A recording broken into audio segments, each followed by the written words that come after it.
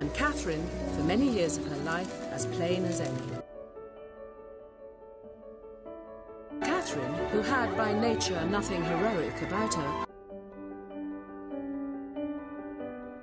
by the age of 15, appearances were mending. Catherine Morland was in training for a heroine. Oh, Catherine has turned out rather well.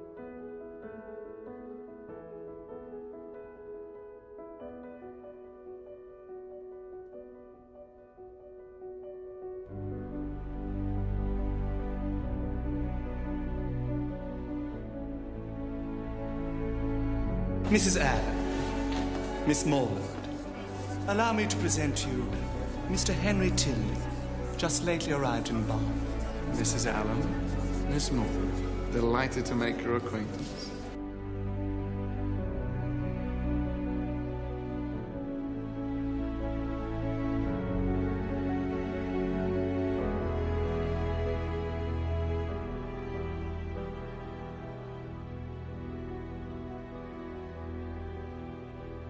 Do you know that gentleman? Not at all.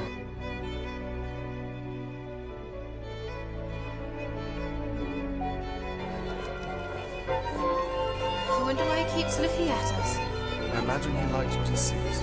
What? Do you mean me? Why not?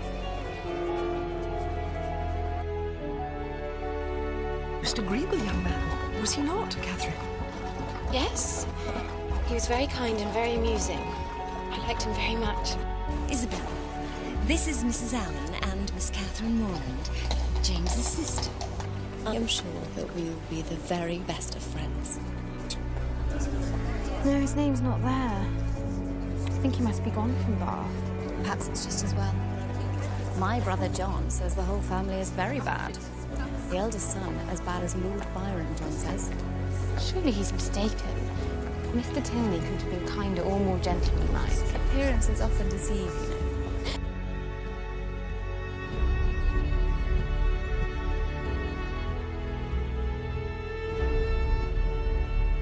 James! I didn't know you were coming to Bath. Thorpe's idea, and when I remembered you were here, and you, Miss Thorpe, nothing would have kept me away. Miss Morland? My good friend John Thorpe. I shall take. I had the pleasure of seeing you dance the other evening. Yes, I remember. I hope I may have the pleasure of dancing with you myself before too long. We were just walking towards Edgar's buildings. Were you? Oh, then, damn it, we'll walk along with you. Miss Morland? I'm surprised. It's all happened so quickly. Not so. I believe I've been in love with your friend since the first time I set eyes on her.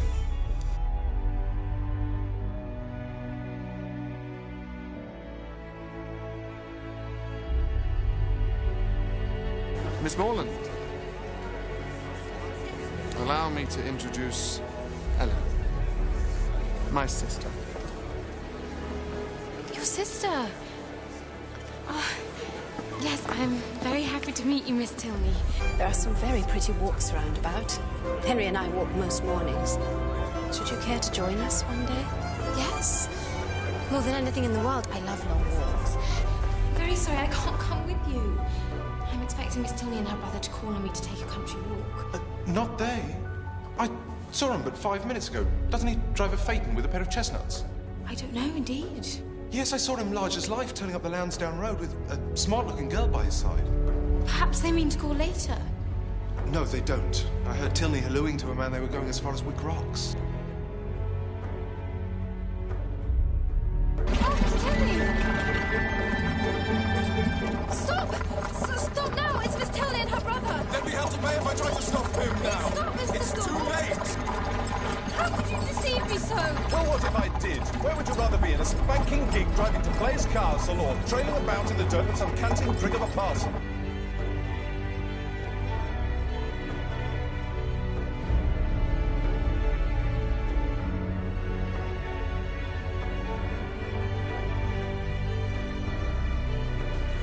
Please believe me, I would 10,000 times rather have been with you. Are you and Miss Tilney really very angry with me? I must confess I felt a little slighted, but my sister was quite sure there was some misunderstanding.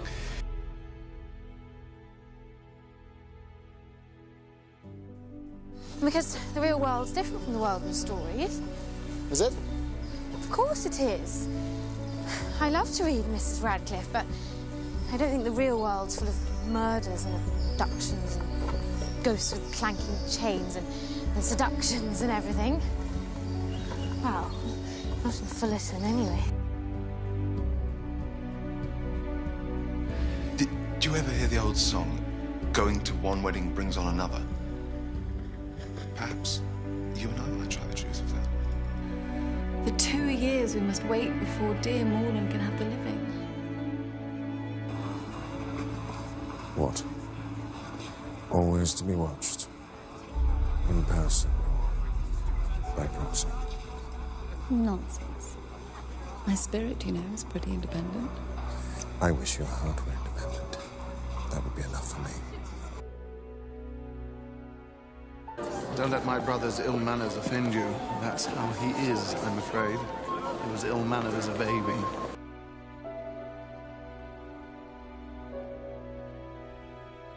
Northanger Abbey. Well, Miss Morland, what do you say? I should be delighted to accept. I'm anxious about your brother and Miss Thorpe. I think he cannot know that she's engaged to my brother.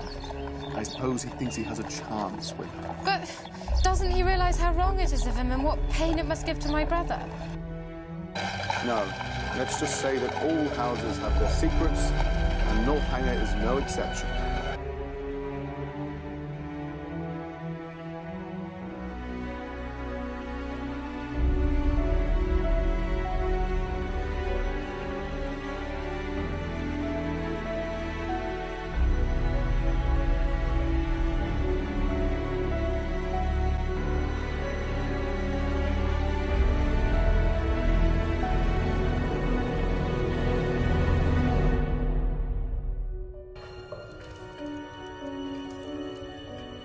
I hope you find our simple style of living to your taste, Miss Morland.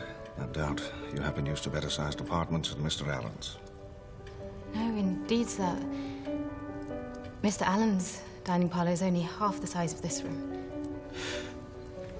Well, now, I suppose I care as little as any man for such things.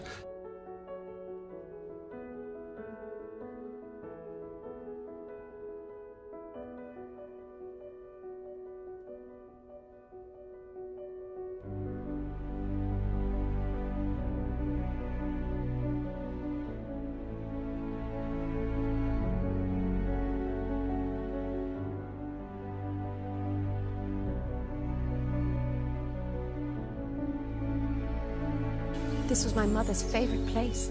Her death must have been a great affliction. A great and increasing one. I should like to see her room, if you're willing to show me. We never go there. It is my father's wish. But to see her picture. Yes. Why should you not see it?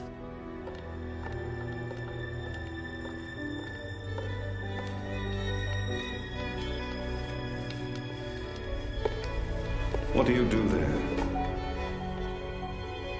I was going to show Miss Morland Mother's... There is nothing to interest Miss Morland in this part of the house. I fear that this house holds a terrible secret relating to the death of Mrs. Tilney.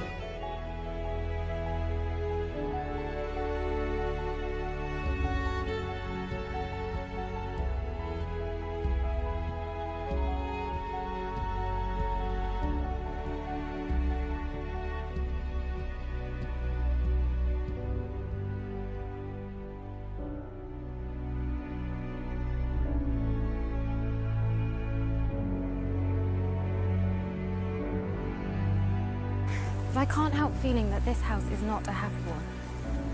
Not since our mother died. And even before then. If I'm to retain my father's favour, I must marry a fortune. Shall you? I always hoped I'd be lucky. The girl I fell in love with would come with a fortune attached. And if she should not? Then that would be a very stern test of my character.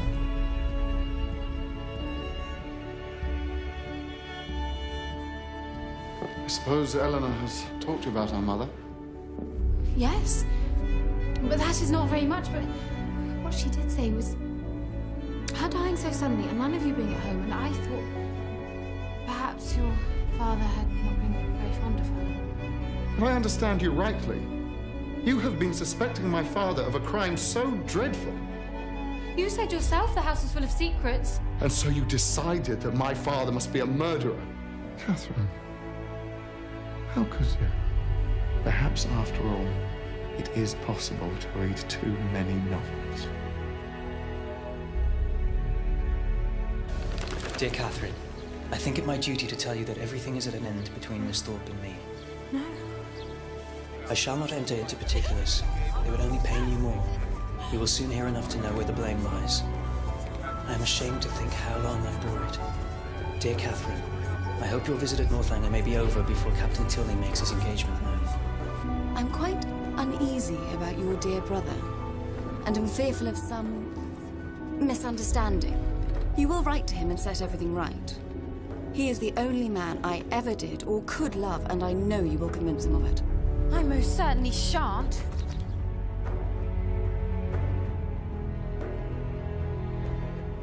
My father insists on your leaving immediately.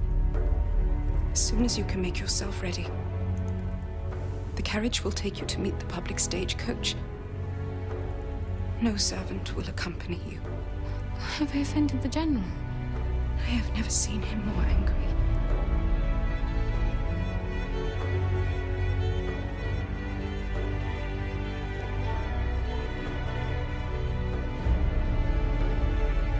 Do you love Mr. Tilney, Cathy? Of course not. Don't talk such nonsense. Do know him.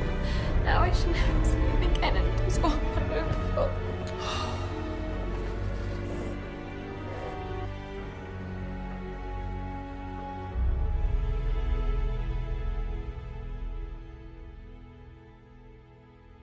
Go and tell Mama that Mr. Tilney is here.